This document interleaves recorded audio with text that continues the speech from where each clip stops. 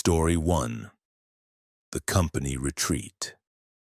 Mitchell & Sterling Financial Services held their annual Christmas party at the Pinehurst Lodge, a remote resort in the mountains of northern New Hampshire, on December 19, 2015. The company had rented the entire facility for the weekend. A 3-day corporate retreat combining team-building exercises with holiday celebration. 87 employees made the 4-hour drive from Boston to the isolated lodge, excited for a weekend of skiing, good food, and open bars. Jennifer Caldwell, a senior analyst who'd been with Mitchell & Sterling for 6 years, arrived at Pinehurst Lodge on Friday afternoon with her colleagues. The resort was beautiful, exactly the kind of upscale mountain getaway the company's partners like to showcase. Rustic luxury, with massive timber beams, stone fireplaces, and floor-to-ceiling windows overlooking snow-covered peaks. The main lodge housed conference rooms, a restaurant, and a grand ballroom where the Christmas party would be held Saturday night.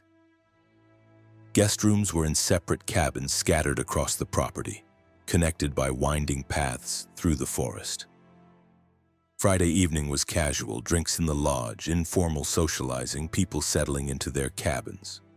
Jennifer shared a 2-bedroom cabin with her friend and co-worker Alicia Martinez.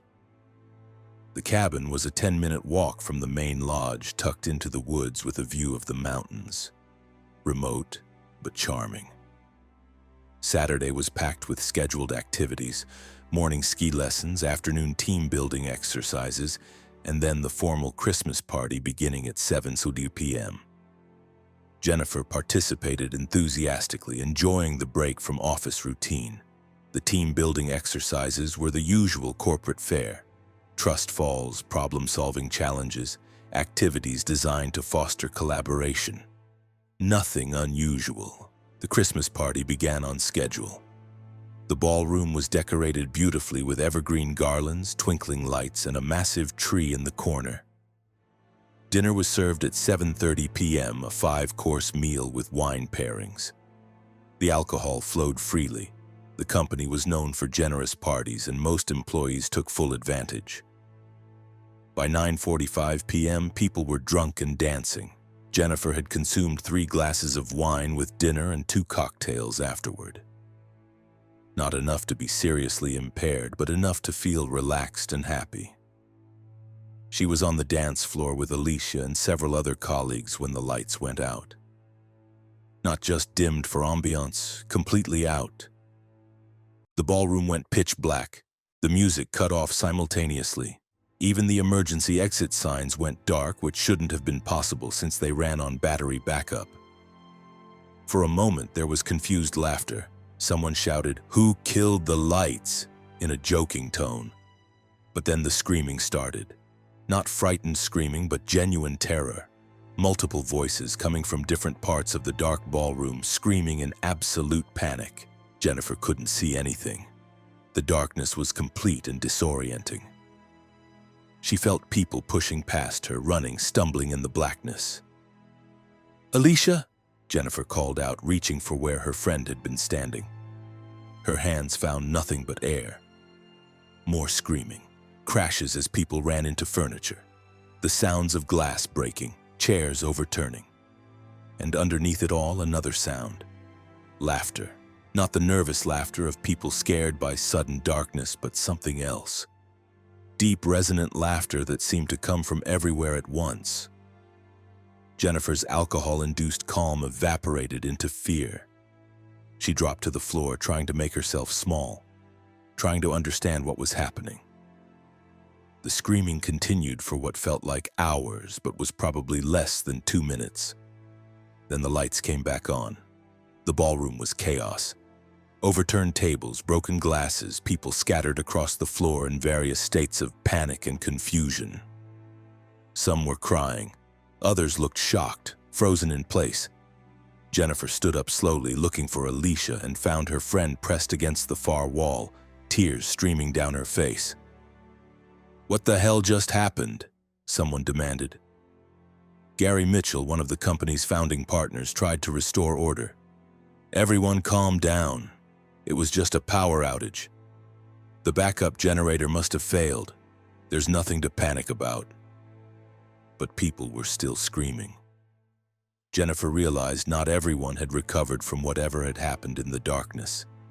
3 people, Marcus Webb from accounting, Sarah Chen from legal, and David Rossi from IT, were on the floor, unresponsive. Their eyes were open, staring at nothing, their bodies rigid. The lodge staff called 911, but the nearest hospital was over an hour away and a snowstorm was moving in, making road conditions dangerous. EMTs arrived at 11:23 p.m. and examined the 3 unresponsive employees. Physically, they were fine. Normal vital signs, no injuries, no obvious medical issues.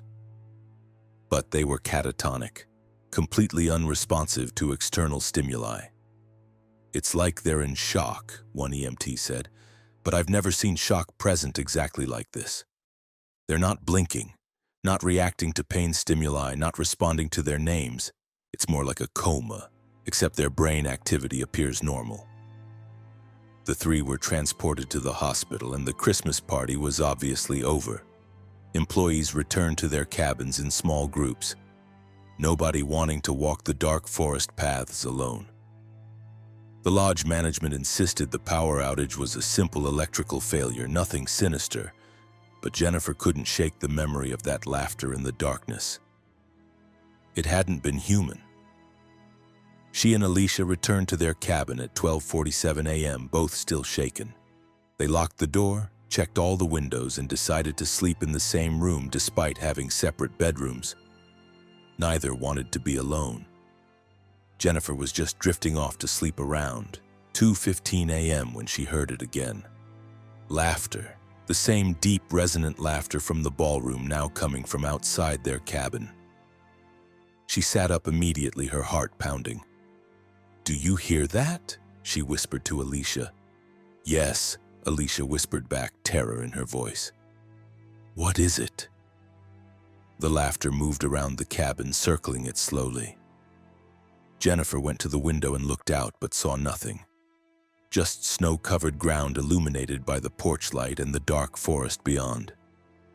The laughter continued, seeming to come from just outside their walls, close enough that whoever was making the sound should be visible.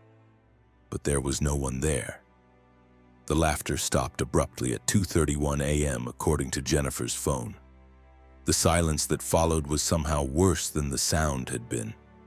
She and Alicia stayed awake the rest of the night, lights on, jumping at every small noise. Sunday morning, the company made the decision to end the retreat early. Too many employees were frightened and demanding to leave. The 3 who'd been hospitalized remained in their catatonic states, and several other employees reported hearing the laughter during the night, circling their cabins, coming from the woods, always close but never attached to any visible source. The drive back to Boston was somber, everyone processing what had happened. Jennifer learned that she and Alicia weren't the only ones who'd heard the laughter after the party. 14 other employees reported the same experience, the deep, resonant laughter moving around their cabins, coming from no identifiable source, stopping abruptly in the early morning hours. Mitchell and Sterling launched an internal investigation. They hired security consultants to review the weekend, to figure out what had caused the mass panic and the strange aftermath. The consultants found no obvious answers. The power outage at the lodge was real, recorded by the facility's systems at 9:47 p.m. Saturday night. But there was no explanation for why the battery-powered emergency lights had also failed. The backup generator had kicked in automatically, restoring power within 97 seconds. That brief period of darkness shouldn't have caused the level of panic and trauma that had resulted. People experience irrational fear in complete darkness sometimes, the security consultant's report stated. But the uniform description of laughter, heard by multiple witnesses in separate locations, suggests either mass hysteria or an external stimulus we haven't identified. Jennifer researched the Pinehurst Lodge, trying to understand what had happened. She found information the company hadn't shared when booking the retreat. The lodge had a history, A dark history. In December 1983, a Christmas party at Pinehurst Lodge had ended in tragedy. A fire had broken out in the ballroom during the celebration, killing 17 people. The fire's cause was never definitively determined, but there were reports of strange occurrences before the fire started. Lights flickering, unexplained laughter, guests experiencing sudden panic. The lodge had been rebuilt in 1985, but there were reports over the years of strange happenings during December, particularly during Christmas parties. Lights going out, sounds of laughter with no source, guests experiencing sudden terror for no apparent reason. The lodge management, Jennifer discovered, had a policy of not disclosing this history to corporate clients. Bad for business.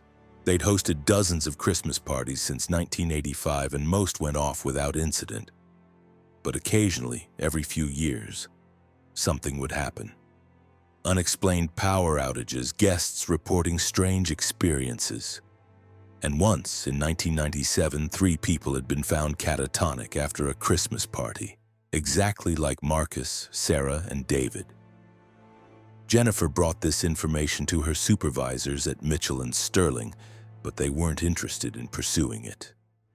"We're not going to claim our Christmas party was haunted," Gary Mitchell said firmly. "That's absurd. There were technical failures and people panicked. That's the official explanation." But the 3 employees who'd gone catatonic didn't recover.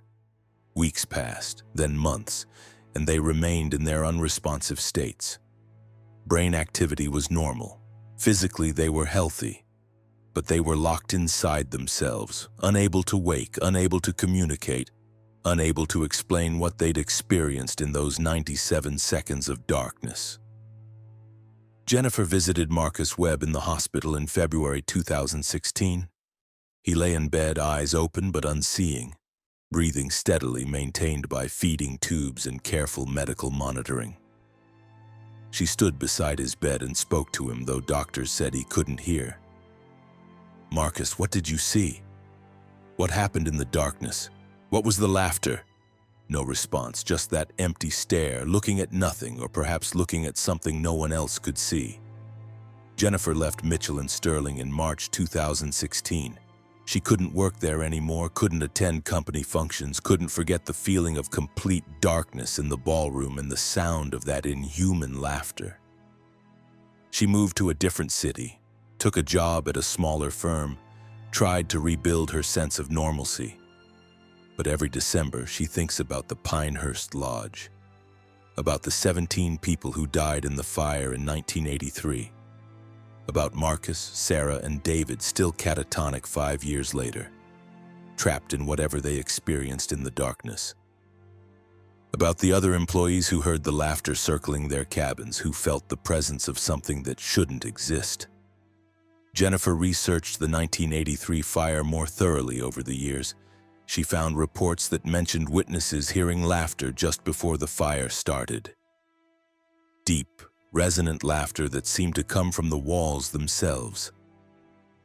Several survivors reported experiencing intense fear in the moments before the fire, a primal terror that had no obvious cause. And she found older records going back further. The land where Pinehurst Lodge stood had a history before the resort was built. In the 1800s, it had been the site of a sanatorium for the mentally ill. In the winter of 1889, a fire had destroyed the sanatorium during their Christmas celebration, killing 32 patients and staff. Reports from that era described diabolical laughter heard before the fire, and survivors who were found alive but absent in mind, as if their souls had been stolen. The pattern repeated every few decades. Different buildings, different people, but the same story. Christmas celebrations ending in darkness, in fire, in laughter that couldn't be explained. And always a few people left catatonic, trapped in whatever they'd witnessed when the lights went out. Jennifer tried to warn people. She posted online about Pinehurst Lodge, about its history, about the pattern of tragedies. But the lodge remained in business, continued to host Christmas parties, continued to insist that any strange occurrences were coincidence or mass hysteria. In December 2021, another corporate Christmas party at Pinehurst Lodge ended with a power outage. This time, 5 people were found catatonic afterward. The lodge was finally shut down by state authorities, not because they believed in anything supernatural, but because the pattern of incidents had become a liability. The building stands empty now, abandoned in the New Hampshire mountains. But locals report that every December lights can be seen in the windows, even though the power has been disconnected for years. And sometimes hikers passing by hear laughter coming from the empty ballroom. Deep, resonant laughter that makes them run, that fills them with primal fear, that reminds them that some places remember their tragedies and replay them endlessly.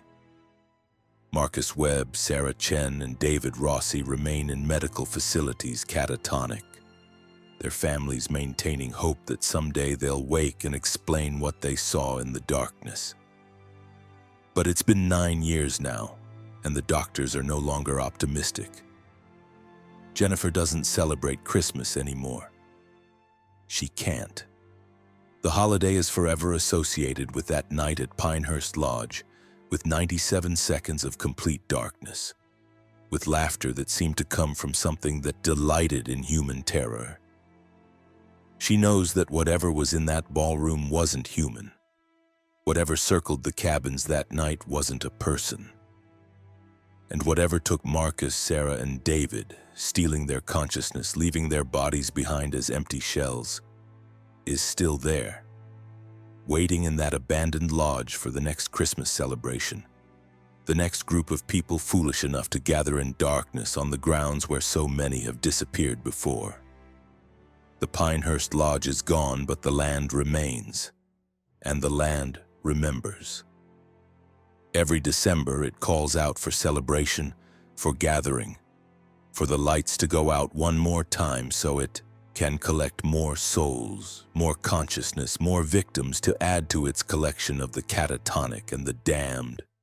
Jennifer will never forget the sound of that laughter. It haunts her dreams, follows her through her waking life, reminds her that there are things in the darkness that hunger for human fear and feed on human consciousness. And Christmas, with its traditions of gathering and celebration, provides the perfect feeding ground for whatever entity has claimed that cursed piece of New Hampshire forest as its own. Story 2: The Mansion Party.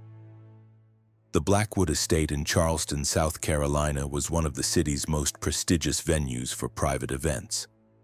The antebellum mansion had been meticulously restored and was available for rent to those who could afford its steep prices. On December 21, 2018, Victoria and Charles Westbrook rented the estate for their annual Christmas party, a lavish affair for Charleston's social elite.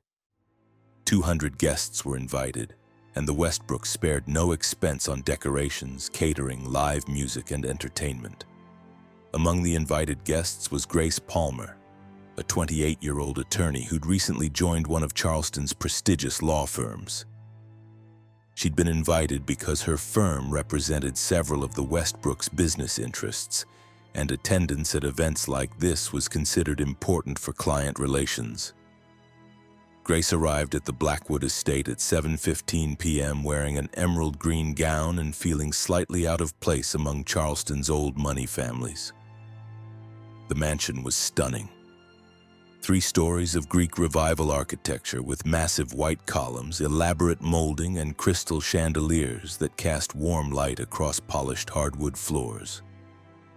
The Christmas decorations were elegant rather than excessive. Fresh, evergreen garlands, white lights, tasteful ornaments that complemented the mansion's historic character. Grace mingled with other guests, sipping champagne and making small talk with people whose families had been prominent in Charleston for generations. The party was formal but pleasant, with live jazz music playing in the ballroom and servers circulating with hors d'oeuvres. At 9:30 p.m., Victoria Westbrook made an announcement. "Ladies and gentlemen, we have a special treat tonight. As many of you know, the Blackwood estate has a fascinating history. We've arranged for a historian to give us a brief tour of the mansion's more interesting rooms. Those who'd like to participate, please follow Eleanor Marsh. Eleanor Marsh was a local historian, known for her expertise on Charleston's antebellum architecture and history. About 40 guests opted to join the tour, including Grace, who was curious about the mansion's history. Eleanor led the group through the main floor, pointing out architectural details and sharing stories about the Blackwood family who'd built the estate in 1847. Then she took them upstairs to the second floor where the family's private quarters had been located. The Blackwood family, Eleanor explained as they walked through a corridor lined with portraits, were prominent plantation owners before the Civil War. The family patriarch, Nathaniel Blackwood, was known for hosting elaborate parties much like tonight's celebration. But the family had secrets, as many families did in that era. She stopped in front of a locked door at the end of the corridor. This was Nathaniel's private study. He died in this room in December 1863 under mysterious circumstances. It was Christmas Eve, during what was meant to be a celebration. Nathaniel was found dead at his desk, and 7 of his guests were found in various rooms throughout the house, also dead. No signs of violence, no obvious cause of death. The incident was officially recorded as mass poisoning, though no poison was ever identified. Eleanor produced a key and unlocked the door. The room has been preserved as closely as possible to its 1863 appearance. The current owners use it as a sort of museum piece. Please have a look, but don't touch anything. The study was exactly what Grace would have expected from a wealthy plantation owner's private space. Dark wood paneling, a massive desk, leather-bound books lining the shelves, and a portrait of Nathaniel Blackwood above the fireplace. He was a severe-looking man with dark eyes that seemed to follow viewers across the room. Grace and the other guests filed into the study, examining the historical artifacts with interest. Eleanor continued her narration, describing Nathaniel's business dealings and social prominence. But Grace was distracted by something else in the room. A smell, faint but distinct, sweet and cloying, like flowers left too long in a vase. It grew stronger as she moved deeper into the study, and she noticed other guests reacting to it as well, wrinkling their noses, looking around for the source. "Does anyone else smell that?" someone asked. Eleanor's expression changed, becoming more serious. "That smell is one of the unexplained phenomena associated with this room. It appears occasionally, always in December, particularly around Christmas Eve. No one's been able to identify the source. Some believe it's related to whatever killed Nathaniel and his guests in 1863. The smell intensified suddenly, becoming overwhelming. Grace felt dizzy, her vision blurring at the edges. Around her, other guests were experiencing similar effects. Someone stumbled and caught themselves on the desk. Another woman put her hand to her head, looking confused. "We should leave," Eleanor said quickly. "Everyone out of the study now." But as the group tried to exit, the door slammed shut. Not blown by wind, slammed with force, as if pushed by unseen hands. Eleanor tried the handle, but it wouldn't turn. The door was locked from the outside, which shouldn't have been possible since they were alone in this wing of the mansion. The smell grew even stronger, and now Grace could see something in the air. A faint mist gathering near the ceiling, swirling slowly as if moved by currents of air that didn't exist. The temperature in the room dropped rapidly, their breath forming visible clouds. "What's happening?" someone demanded, panic creeping into their voice. The mist descended, moving down from the ceiling toward the gathered guests. And as it came closer, Grace could see shapes within it. Human shapes, translucent and flickering. 8 figures, one more substantial than the others. The substantial figure wore clothing from the 1860s and bore a striking resemblance to the portrait above the fireplace. Nathaniel Blackwood. The figure's mouth moved and a voice filled the room. Not heard with ears, but felt in the mind, in the chest, resonating through their bodies. You celebrate in my house. You feast and drink and make merry. Do you know what happened here? Do you understand the price that was paid? The guests backed against the walls, trying to distance themselves from the advancing mist. Grace felt terror unlike anything she'd experienced. This wasn't a ghost story or a historical reenactment. Something impossible was happening, something that violated every rational understanding of reality. December 24th, 1863, the voice continued.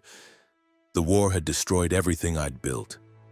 My fortune was gone, my property was under threat, my name was ruined. I gathered my closest friends, my most loyal associates, and I made a choice. If I could not have success in this life, I would secure power in the next. The 7 lesser figures moved among the trapped guests, passing through them like cold wind. Where they touched, people gasped and fell to their knees, overwhelmed by sensations Grace couldn't identify. She felt one pass through her, a moment of absolute cold, of crushing despair, of rage so intense it burned. I poisoned them, Nathaniel's voice said, all 7 of them during our Christmas celebration, and then I took poison myself. But before death took us, I performed a ritual, words I'd learned from a slave woman who practiced arts your sanitized history books refused to acknowledge. Words that bound our souls to this place, that promised us power in death that we'd lost in life. The mist was everywhere now, filling the study, making it difficult to see. Grace could hear other guests crying, praying, begging for release. Eleanor Marsh was reciting something, a prayer maybe, or an incantation. Grace couldn't tell which. We have lingered here for 155 years, Nathaniel said. Watching the living celebrate in rooms where we died, watching your joy, your laughter, your ignorant happiness.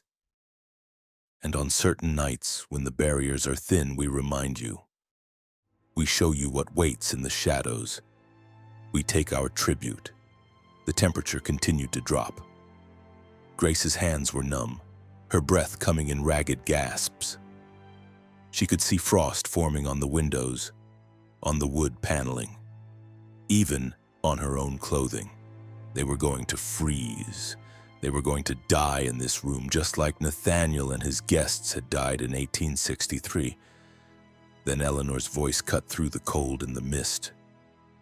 She was shouting now, words in a language Grace didn't recognize. The historian held up something. Grace couldn't see what through the mist, and the quality of the air in the room changed. The mist recoiled from Eleanor, pulling back toward the ceiling.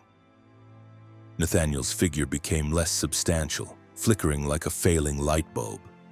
His voice became distorted, angry. You dare bring that into my house? This isn't your house anymore, Eleanor said, her voice strong despite her obvious fear. You died. You've lingered beyond your time. I'm sending you on. She continued speaking in that unknown language, and the mist began to dissipate. The 8 figures became less visible, their forms breaking apart. Nathaniel screamed, a sound that seemed to come from everywhere at once, a sound of rage and desperation and loss. Then silence. The mist was gone. The temperature began to rise slowly, and the door to the study swung open, the lock clicking as if it had never been engaged. The 40 guests fled the study, stumbling over each other in their rush to escape.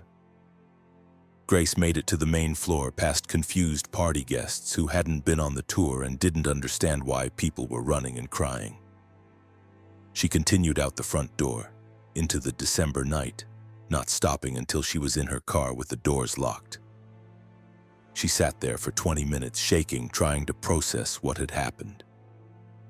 Other guests from the tour were emerging from the mansion looking equally traumatized. Several were on their phones calling for rides, calling family members. Police cars arrived, then ambulances. Someone had reported a medical emergency.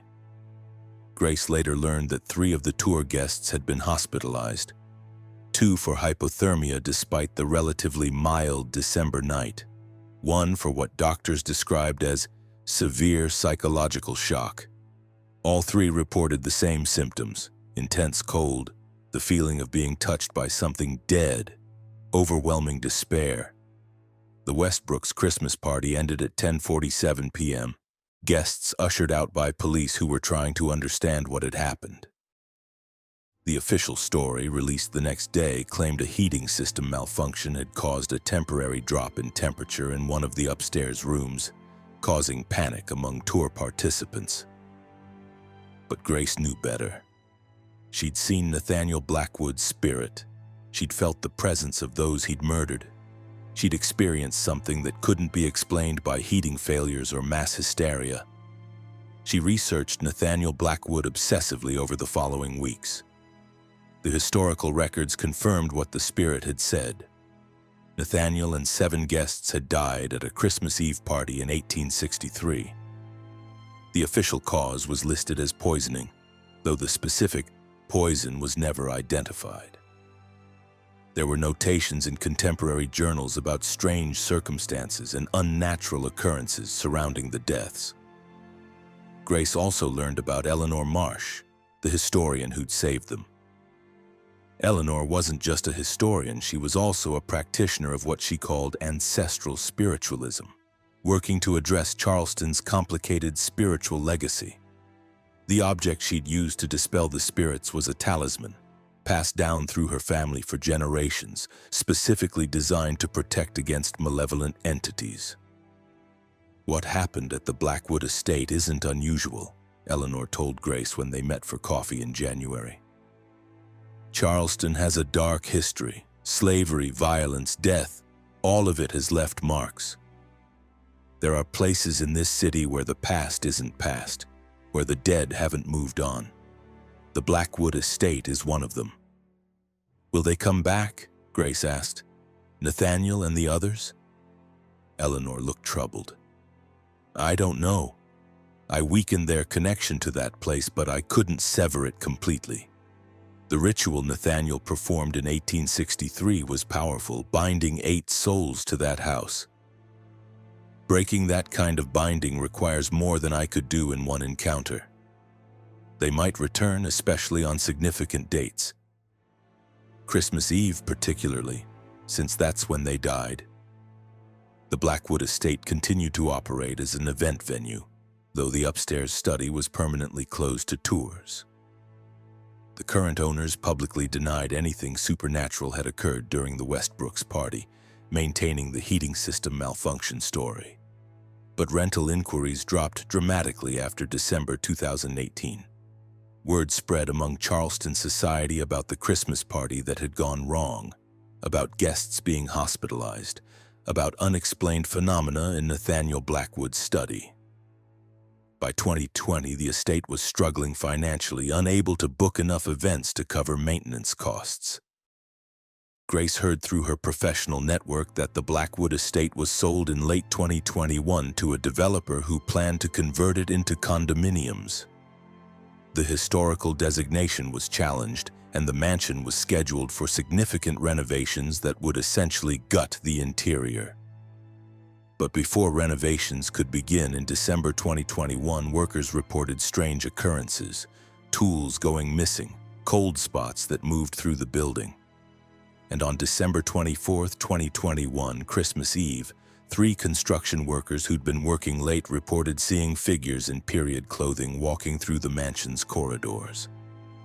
The workers quit immediately, and the renovation project was suspended.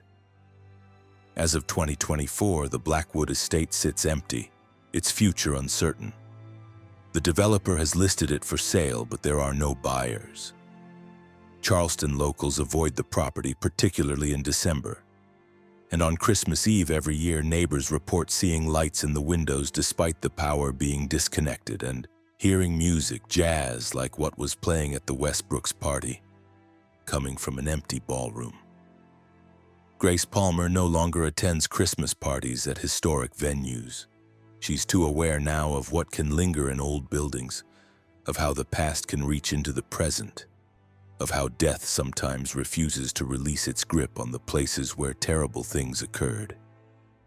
She still has nightmares about Nathaniel Blackwood's study, about the mist descending, about the cold that penetrated bone deep, about the feeling of that spirit passing through her, leaving traces of its rage and despair embedded in her memory.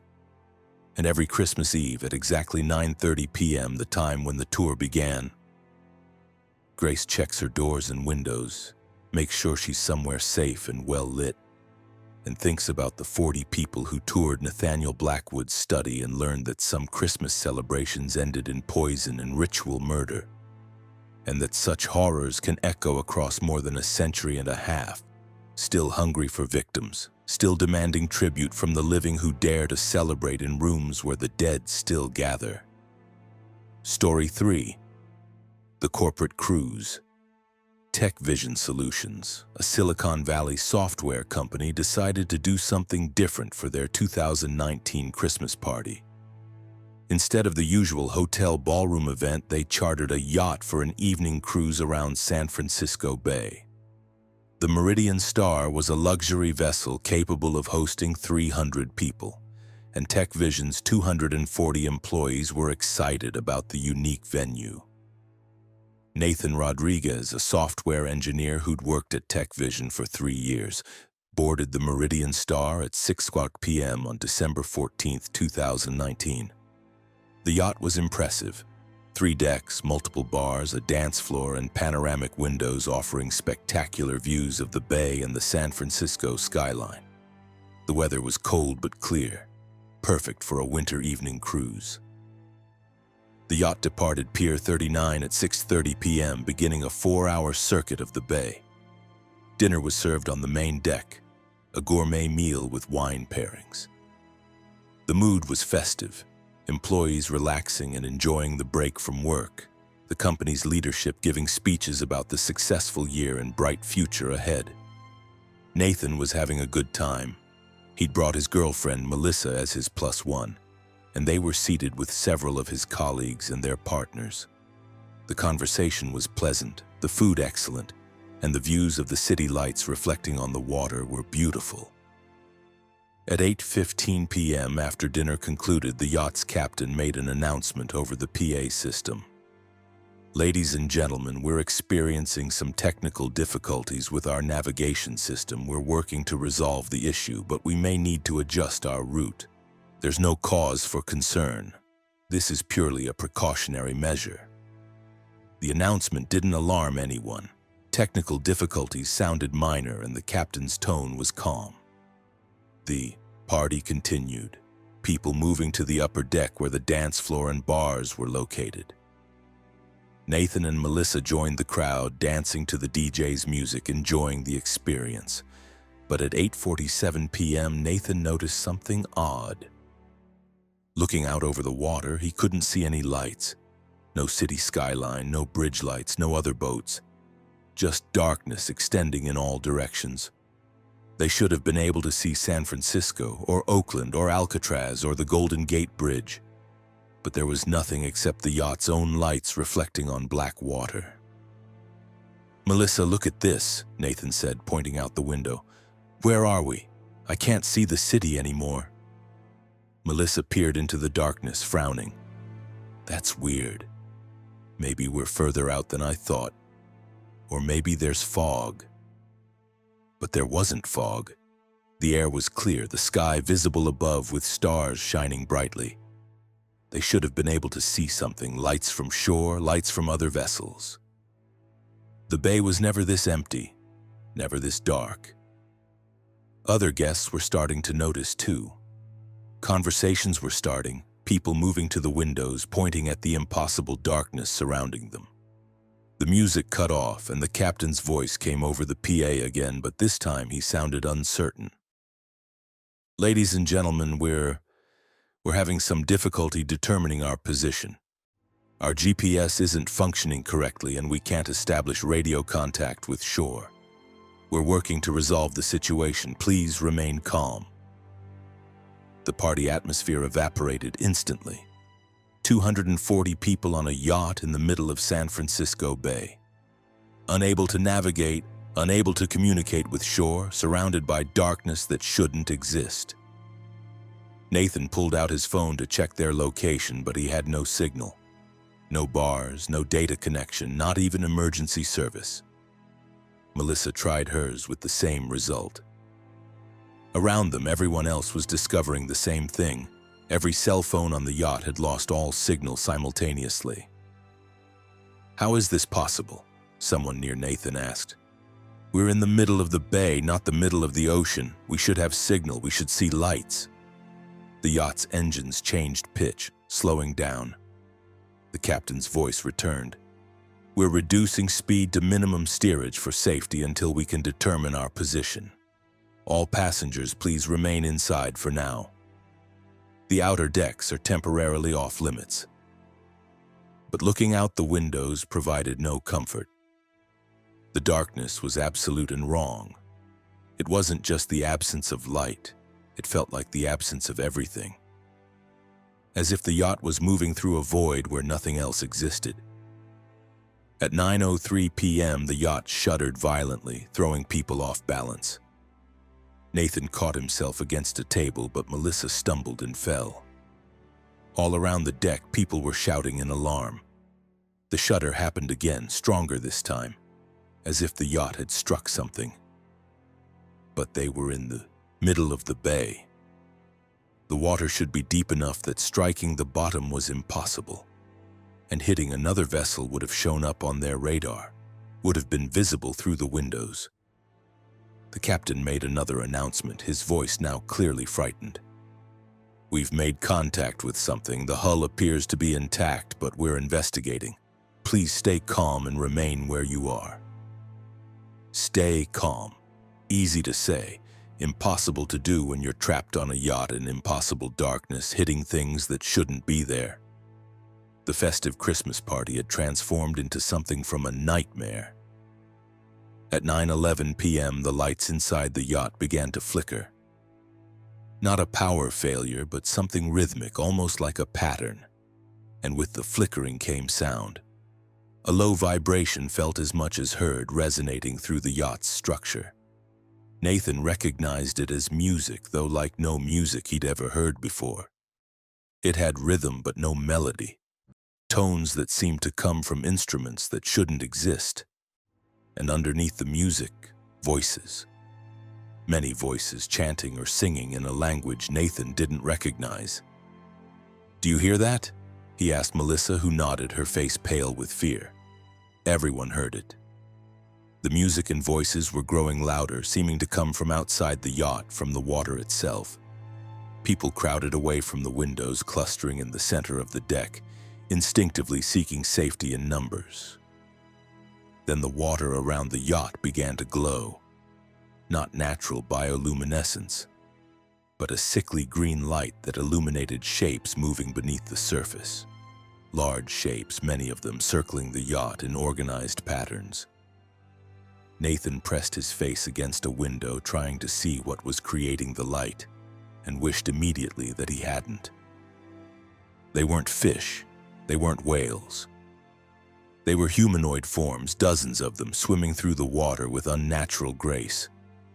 Their bodies glowed with that green light, and as they passed close to the yacht, Nathan could see details he didn't want to see.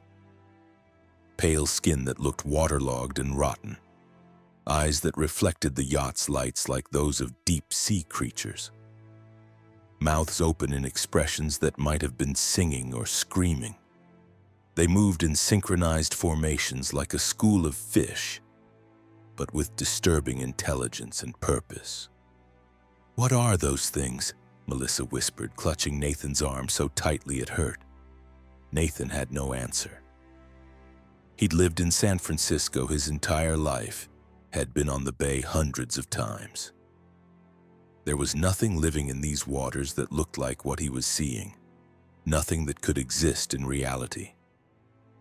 The humanoid forms began rising from the water, breaking the surface, their glowing bodies now visible above the waterline.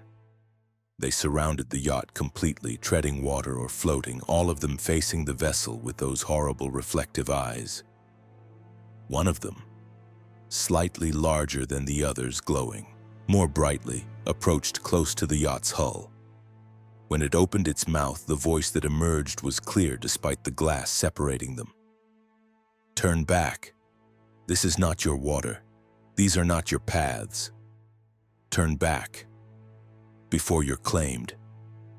The captain's voice over the PA was nearly hysterical now. "Everyone to life stations. This is not a drill. Everyone put on life jackets and report to your designated muster stations." Chaos erupted. 240 people tried to follow emergency procedures they'd barely paid attention to during the pre-departure safety briefing. Nathan grabbed Melissa's hand and pulled her toward their assigned muster station on the main deck. Around them, people were crying, praying, demanding explanations from the yacht's crew who had none to give. The glowing forms in the water began reaching toward the yacht, their elongated hands grasping at the rails, at the windows, trying to pull themselves aboard. The yacht's crew tried to push them back with boat hooks and fire extinguishers, but the forms didn't seem to be affected by physical contact. They kept coming, kept reaching, kept trying to board. One form succeeded in pulling itself over the rail onto the lower deck. It stood there, dripping and glowing, water streaming from its rotten-looking skin, and looked directly at the terrified passengers watching through the windows. "You celebrate," it said, its voice carrying impossibly over the screaming and panic. "You feast and make merry on waters that are not yours to travel. Do you know how many have drowned in these depths? Do you know how many rest in the darkness below, calling out, waiting for company?" More forms were boarding now, pulling themselves up from the water, standing on the decks in growing numbers. They didn't attack, didn't grab people, just stood there glowing and dripping, their reflective eyes watching the trapped passengers. Nathan realized with horror that he could see through them. They weren't solid, they were translucent, like ghosts or projections. Not physical beings, but something else, something that existed in the water and had manifested in response to the yacht's presence. "We don't want your celebration here," the first form continued. "We don't want your joy above our graves. We have been here since before your city existed. We will be here when it falls. And tonight, you will remember that these waters belong to us, to the dead, to those who went down and never rose." The yacht shuddered again, more violently than before. Nathan heard horrible groaning sounds from below, the sound of metal under stress. The hull was being damaged, being pulled apart by forces that shouldn't exist. TechVision's CEO, Richard Summers, pushed through the crowd to confront one of the glowing forms. "We didn't know. We didn't mean to trespass. Please just let us go. Let us return to shore." The form turned to look at him, tilting its head in a gesture that was almost curious. "Return? You think you can return? You're not where you think you are anymore. You passed through at 8:47 p.m. when your machines failed and your lights disappeared. You're not in your San Francisco Bay anymore. You're in ours. The bay as it exists between your world and the next. And here, we make the rules." "Then what do you want?" Richard demanded, trying to sound authoritative despite his obvious fear. "A trade," the form said. "Leave something of value and you can return. Refuse and you stay. Your yacht becomes another wreck on our ocean floor. Your bodies become part of our waters. Your spirits join ours in the depths." "What kind of trade?" The form gestured with one elongated hand at the assembled passengers. "Your celebration, your joy, your light.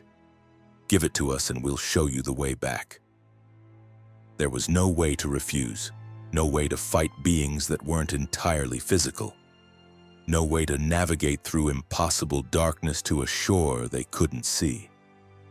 The passengers understood this, and slowly the panic transformed into resigned acceptance. Richard agreed to the trade, though none of them understood exactly what it meant. The glowing forms seemed satisfied.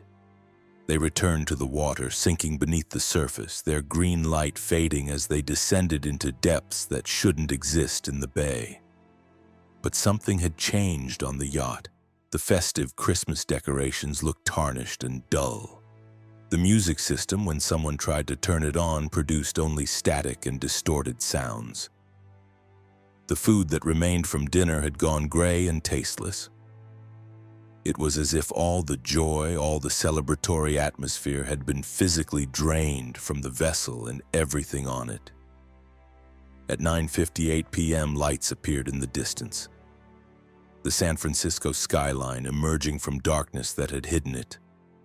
The captain's navigation system suddenly came back online, showing their position as only 2 miles from Pier 39, which was impossible since they'd been traveling for hours. The yacht limped back to port, arriving at 10:34 p.m. Emergency services were waiting. Someone on shore had reported seeing the yacht disappear from radar for over 90 minutes. But on the yacht, more than 3 hours had passed. The time discrepancy was never explained. All 240 passengers were examined by paramedics. Physically, everyone was fine, but psychologically, people were traumatized. Many had seen the glowing forms, had heard the voices, had experienced the impossible darkness and the trade that had been demanded. Tech Vision Solutions attempted damage control, offering counseling services and signing non-disclosure agreements with employees in exchange for generous severance packages. The official story was that the yacht had experienced technical failures that led to passenger panic and mass hysteria. But Nathan knew better. He'd seen the forms in the water. He'd heard their demands. He'd felt the change on the yacht when the trade was accepted. And he'd noticed in the weeks following the cruise that something was missing from his life. His capacity for genuine joy had diminished. Christmas, which he'd always loved, felt hollow and meaningless. Celebrations felt like going through motions without experiencing actual happiness. It wasn't depression exactly, more like a numbness, an absence where positive emotions should be. He wasn't alone. Other passengers from the cruise reported the same symptoms. An inability to feel true joy or excitement, celebrations that felt empty, a persistent sense that something had been taken from them and would never be returned. The Meridian Star never took passengers out again. The yacht's crew refused to sail it, reporting that at night they could hear voices in the water calling to them, inviting them to join the depths.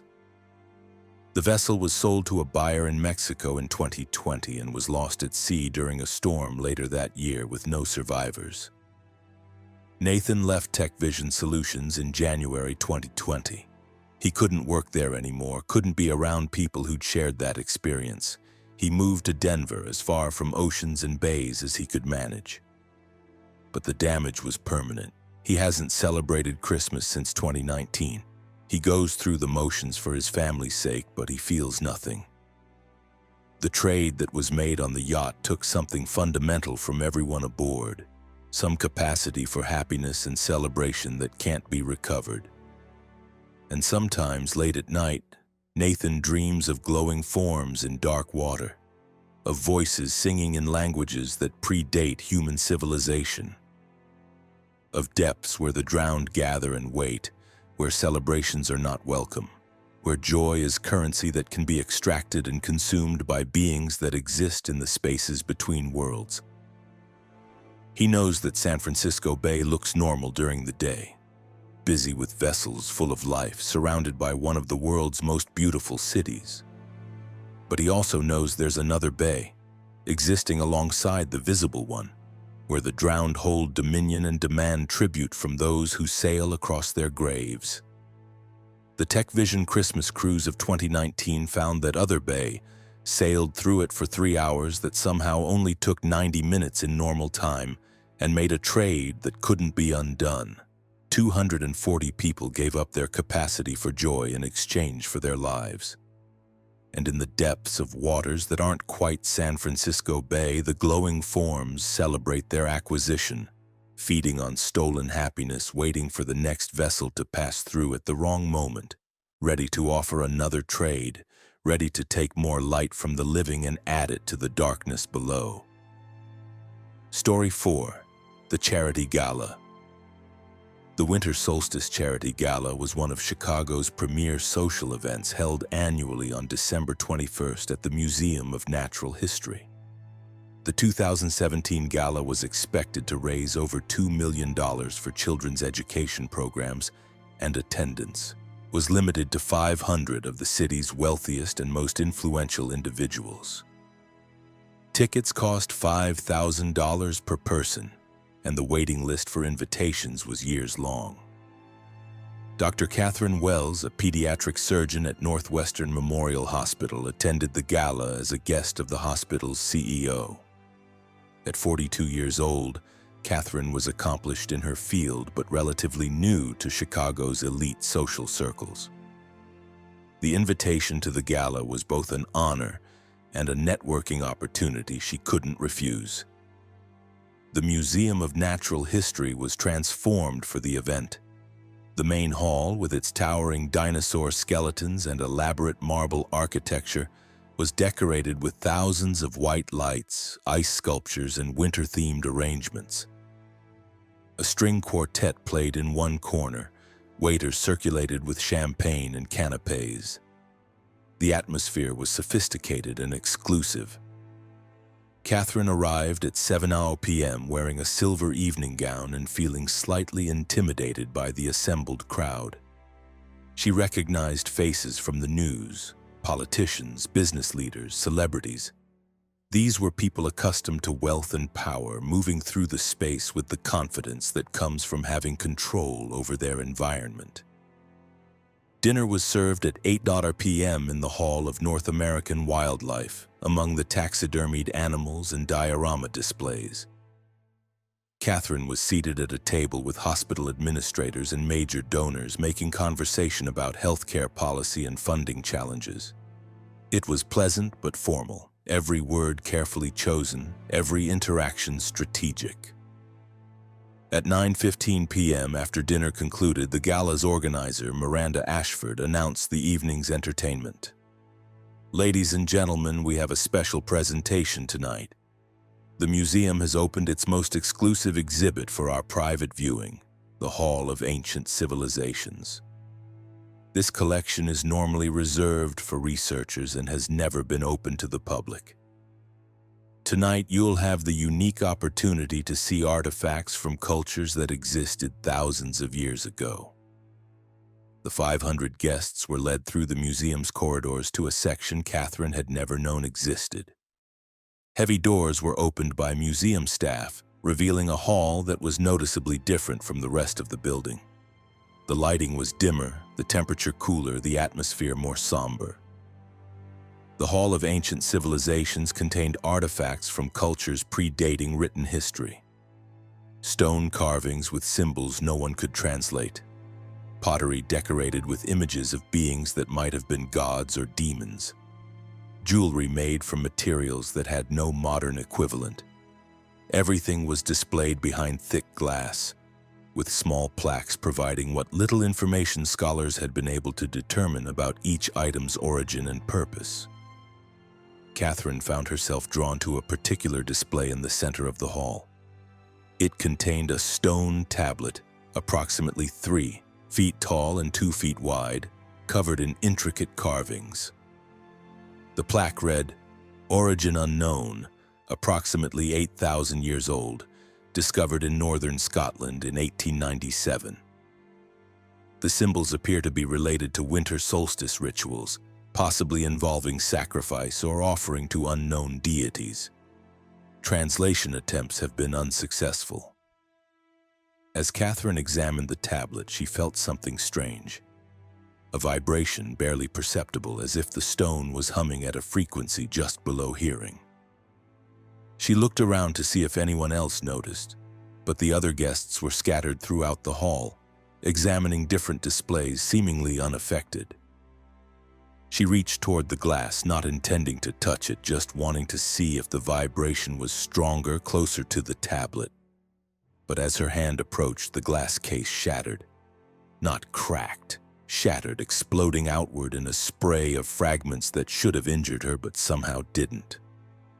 Alarms immediately blared through the museum. Security guards rushed into the hall. But before they could reach Catherine, something else happened. The stone tablet began to glow, not with electric light, but with something organic, something that pulsed like a heartbeat. The carved symbols lit up one by one, creating a pattern that hurt to look at directly, that seemed to shift and writhe even though the stone itself was motionless. Catherine tried to back away, but she couldn't move. Her feet were rooted in place, her body frozen, while the glowing intensified and spread from the tablet to the other artifacts in the hall. Stone carvings lit up with that same organic light. Pottery began to emit sounds, chanting or singing in languages that predated all modern speech. Jewelry rattled inside cases that should have contained them securely. The 500 guests stopped their conversations, turning to stare at the impossibility unfolding in the center of the hall. Museum staff were shouting into radios, calling for backup, for explanations, for someone to tell them what to do. Then the stone tablet spoke, not in English, not in any modern language, but directly into the minds of everyone present. A voice that carried weight and power, that resonated with authority accumulated over millennia. You have opened our chamber. You have brought celebration to our sacred space. On the night of the solstice, when the boundaries thin, you have awakened what should have remained sealed. The light from the artifacts spread across the hall, creating patterns on the floor, on the walls. Patterns that looked like symbols or perhaps doorways. Catherine felt the temperature drop even further, her breath forming clouds, frost forming on the display cases and the marble floor. We are the old ones, the voice continued. We existed before your cities, before your civilizations, before your gods. We ruled when the world was young, and we retreated when humanity grew too numerous, too loud, too dismissive of the powers that shaped creation. But we did not disappear. We waited. And on nights like this, when conditions align, we can reach through. Figures began to materialize in the hall. Not physical beings, but something between physical and ethereal. They were tall, impossibly thin, with features that suggested humanity but were wrong in ways Catherine's mind struggled to process. Too many joints in their limbs. Eyes that reflected light like those of nocturnal animals. Skin that seemed to be both present and absent simultaneously. There were dozens of them appearing among the guests, standing between the display cases, emerging from the patterns of light on the floor. They didn't touch anyone, didn't make threatening gestures, but their presence was overwhelming. Catherine felt primal fear, the kind of terror that bypassed rational thought and spoke directly to the ancient parts of her brain that remembered when humans were prey. You celebrate the solstice, the voice said. You gather in wealth and luxury and warmth and light, believing you have conquered the darkness. But the solstice is our time. The longest night belongs to us. And when you intrude on our sacred spaces, when you bring your noise and celebration to halls that house our remnants, you invite our attention. Miranda Ashford, the gala organizer, found her voice despite obvious terror. We didn't know. We didn't mean to intrude. Please, we'll leave. We'll close this exhibit and never return. One of the tall figures turned to look at her, and Catherine saw Miranda's face go white. Whatever the figure communicated with that look was beyond words, beyond human understanding. Leaving is not sufficient, the voice said. You have awakened us. You have brought light and joy to our darkness. Balance must be restored. A price must be paid. What price? Someone in the crowd demanded. A man Catherine recognized as a prominent businessman, someone accustomed to negotiating deals. The figures moved through the crowd, examining each person individually. When they passed close to Catherine, she felt cold that went beyond physical sensation. It was the cold of spaces between stars, of voids where life had never existed, of times before the sun ignited. "We will take what you value," the voice said. "Your wealth means nothing to us. Your power is meaningless. Your status is temporary and fragile. But your time is the currency of mortality. Time is what you spend without knowing its value until it's gone. We will take time from each of you, years that you assumed were yours, future that you believed was certain." Catherine didn't understand what that meant until she looked at her hands. They were changing, aging, lines appearing on her skin, age spots forming, the firmness of her 42-year-old hands giving way to the appearance of someone much older. Around her, all 500 guests were experiencing the same thing. Rapid aging, years passing in seconds. Catherine felt it in her body, joints stiffening, vision blurring, the vitality of middle age giving way to the fragility of advanced years. Screaming erupted throughout the hall as people realized what was happening. They were being aged rapidly, their remaining years being taken as payment for intruding on the old one's sacred space. Catherine tried to run, but her aged body wouldn't respond with the speed and strength she was accustomed to. She stumbled, and hospital CEO Dr. Richard Morse caught her. But when Catherine looked at Richard, she saw not the 55-year-old man she knew, but someone who appeared to be in his 90s, hunched and trembling. The aging continued for approximately 3 minutes, though Catherine's perception of time had become distorted. She felt decades passing, felt her body weakening, felt the approach of death that had seemed distant when she'd arrived at the gala as a healthy woman in her 40s. Then, as suddenly as it had started, it stopped. The glowing artifacts dimmed. The tall figures began to fade, becoming less substantial, less visible. The voice spoke one final time. "We have taken 20 years from each of you. 20 years you will not live. 20 years excised from your timeline as payment for awakening us. Consider yourselves fortunate. We could have taken all your remaining time, every year you have left. But we are not cruel. We are simply maintaining balance. The solstice night has its costs. Remember that when you plan your next celebration." The figures vanished completely. The artifacts went dark and silent. The temperature in the hall began to rise slowly toward normal. And 500 guests stood among the displays, each one 20 years older than they'd been 3 minutes before. Each one confronting the reality of aging that had been instantaneous rather than gradual. Catherine looked at her reflection in one of the glass display cases. The face looking back was 62 years old. Gray hair, deep wrinkles, the unmistakable signs of advanced age. She'd entered the museum at 42. She was leaving at 62. 2 decades stolen in the blink of an eye. Emergency services arrived within minutes, summoned by the museum's security system. But there was nothing medical they could do. The 500 guests weren't injured in any conventional sense. They'd just aged.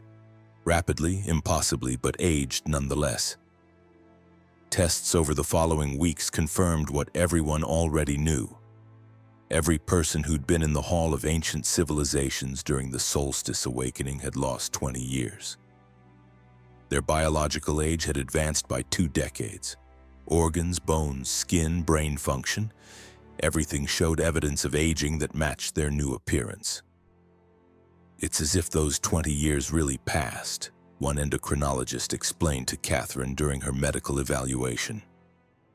"Your body didn't skip forward in time. It actually lived those years, just compressed into 3 minutes. The cellular damage, the telomere shortening, the accumulated wear and tear. It all corresponds to someone who's 62, not 42.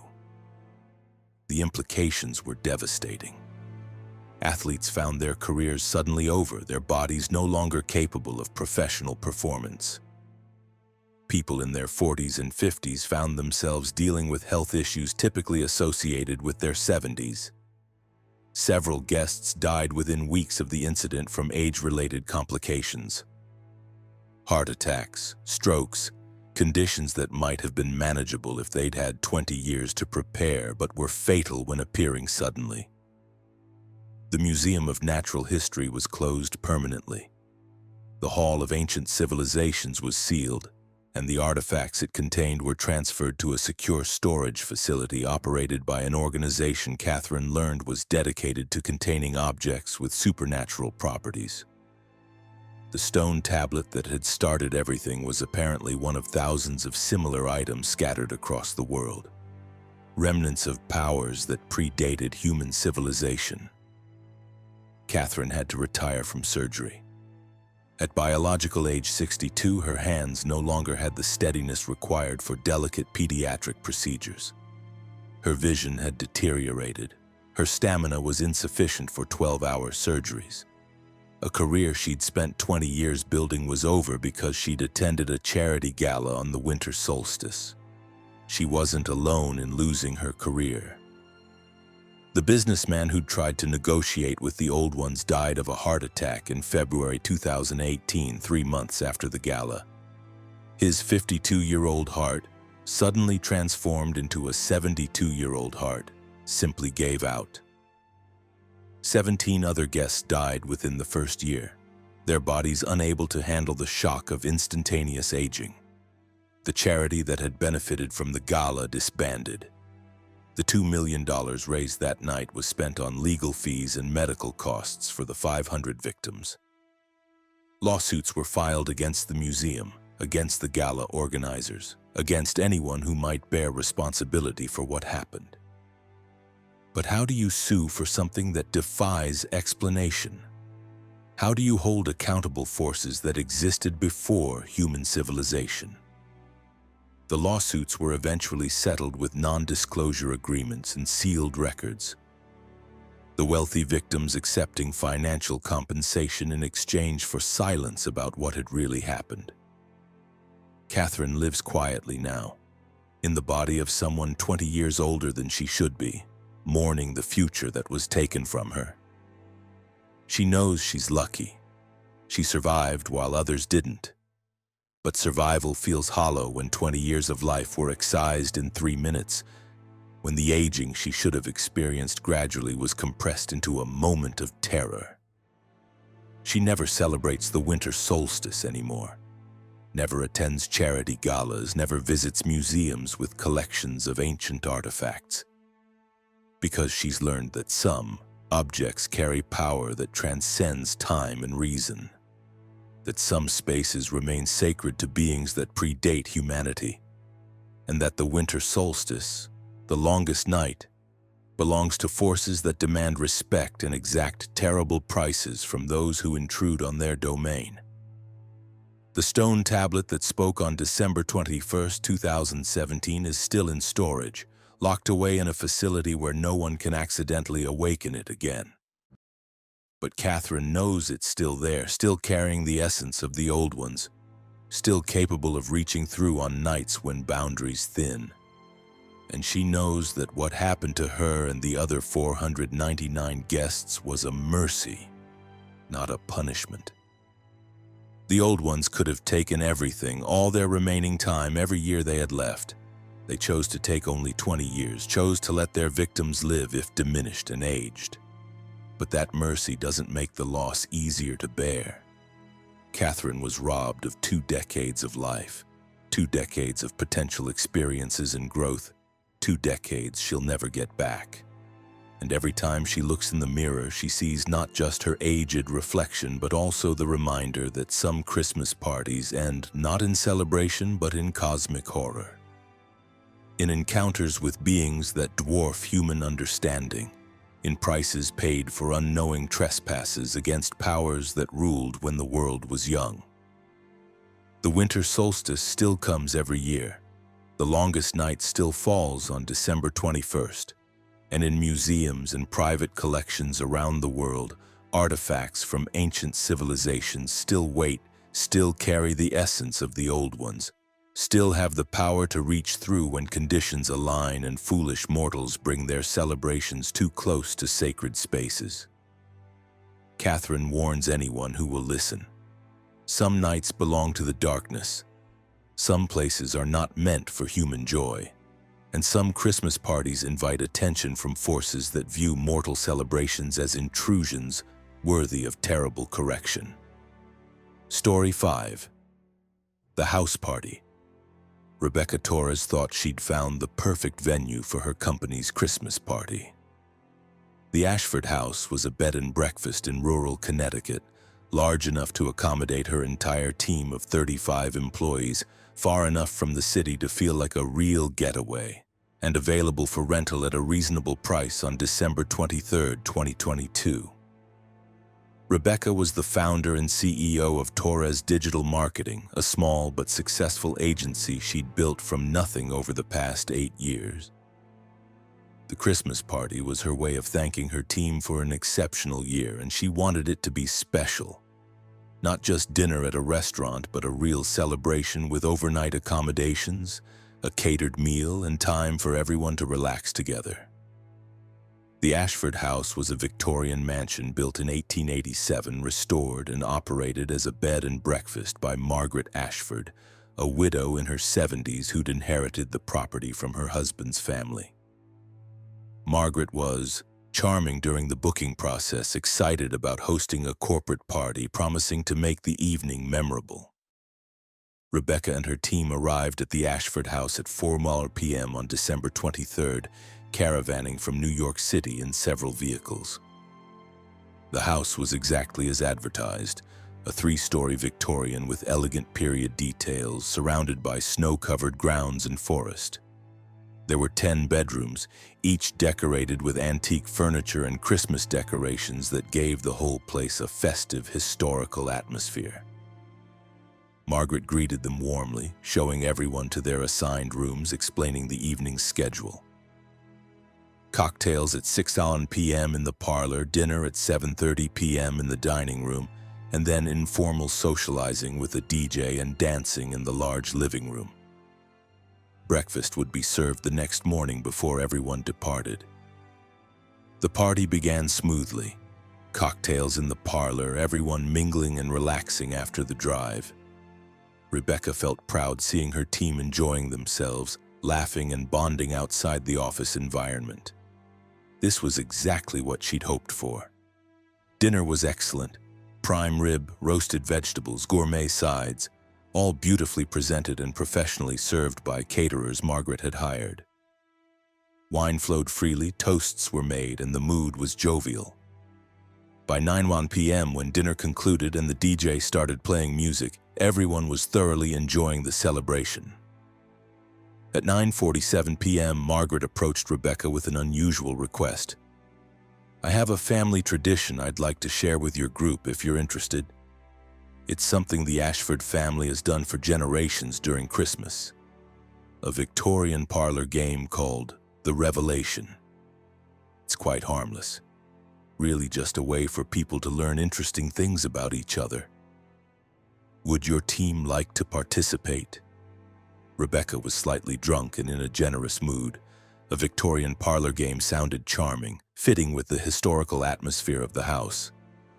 "Sure, that sounds fun. What do we do?" Margaret gathered the 35 employees in the living room, having them sit in a large circle. The DJ turned off the music. Margaret dimmed the lights and brought out a wooden box, ornately carved with symbols Rebecca didn't recognize. "The Revelation is a game of truth," Margaret explained, her voice taking on a different quality, more formal, almost ritualistic.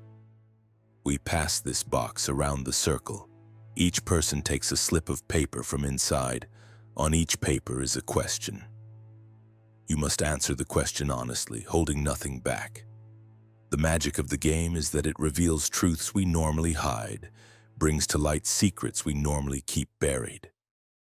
"Magic?" one of Rebecca's employees, David Chen, asked skeptically. It's just a game, right?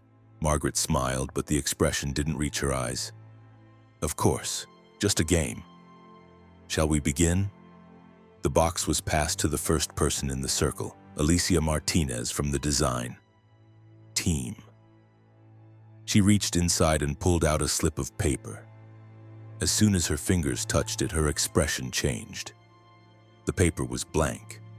Rebecca could see that from across the room. But Alicia stared at it as if reading something terrible. Alicia's voice was strained. I cheated on the Rapid Tech campaign. The designs I presented as original, I stole them from a freelancer's portfolio and slightly modified them. No one ever knew. There was shocked silence. The Rapid Tech campaign had been one of Torres digital marketing's most successful projects, had won industry awards, had been featured in trade publications.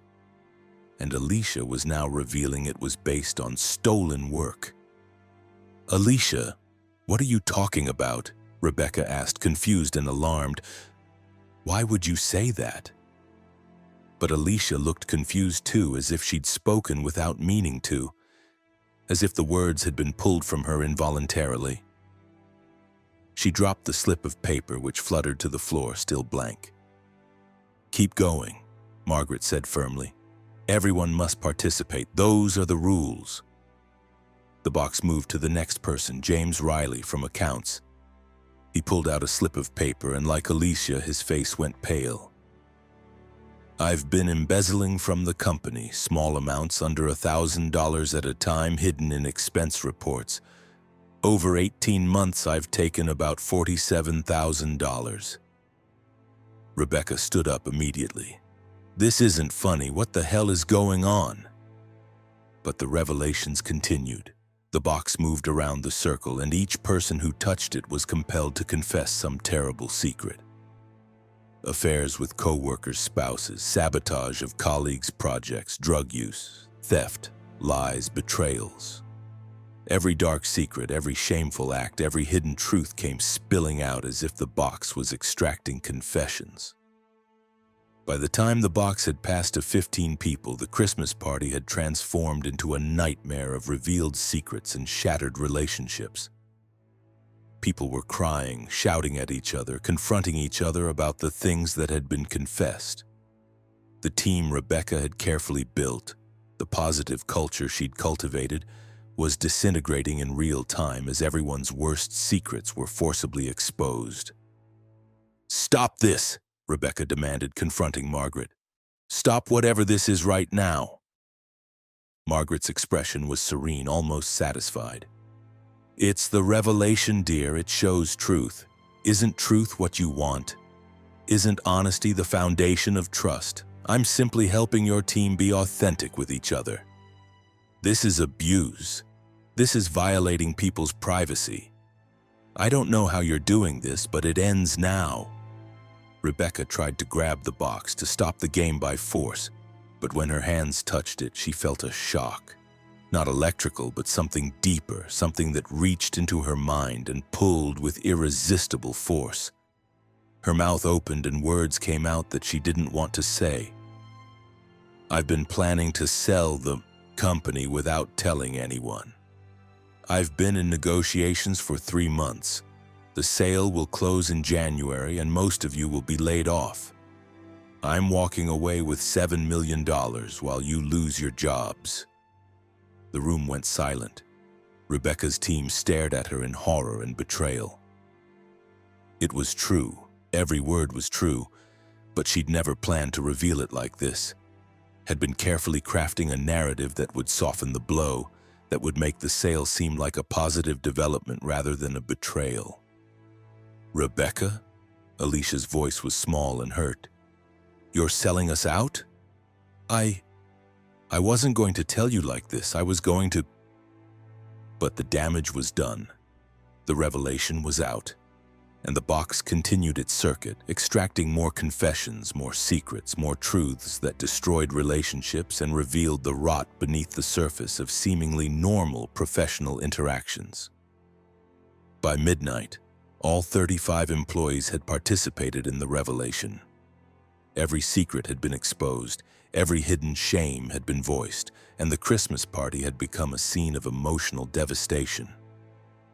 People scattered throughout the house crying, arguing, confronting each other, processing the horrible truths they'd learned.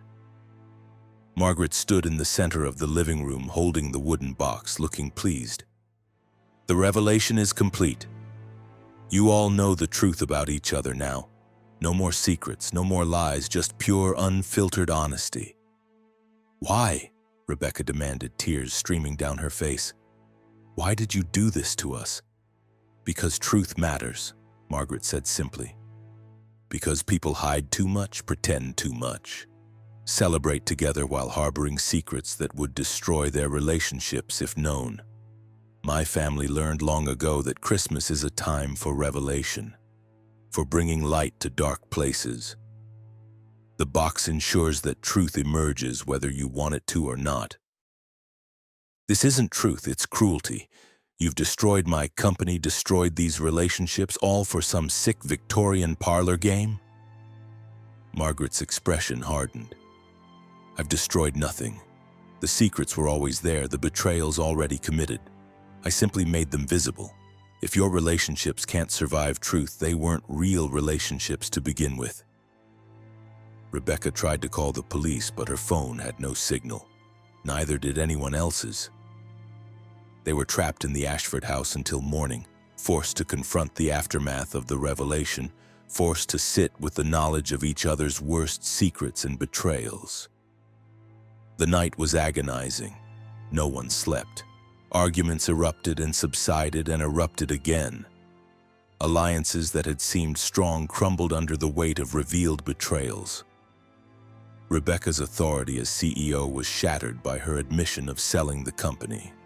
When dawn finally came, the employees left as quickly as possible, most not even staying for breakfast.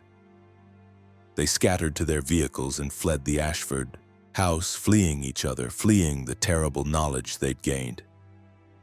Torres' digital marketing didn't survive.